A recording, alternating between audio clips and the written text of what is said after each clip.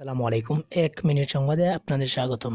আজ ১২ নভেম্বর ২০২৪। আজকের দৈনিক কালের কণ্ঠের প্রধান সংবাদ হচ্ছে, সরকার ব্যবসা বন্ধ করবে না, পরিচালন ব্যয় কমিয়ে বিনিয়োগ বাড়ানোর আশ্বাস নীতি নির্ধারকদের।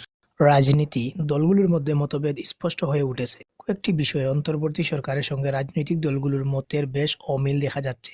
নতুন ৩ উপদেষ্টার মধ্যে দুজনের বিষয়ে বেশিরভাগ রাজনৈতিক দলের আপত্তি রয়েছে।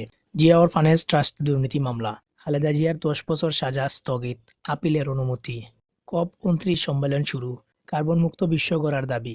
আজারবাইজান গেছেন প্রধান উপদেষ্টা। ফেসবুক পোস্টে উপদেষ্টা মাহফুজ, বঙ্গভবনের দরবার হল থেকে শেখ মুজিবের ছবি সরানো হয়েছে। দ্য হিন্দু বিজনেস লাইনের প্রতিবেদন, ভারত থেকে ঋণ নিয়ে আদানির দেনা মেটাতে চেয়েছিলেন হাসিনা।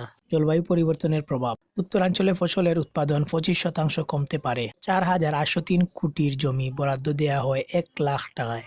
আমাকে যেন হাতকড়া পরানো না হয়, মন্তব্য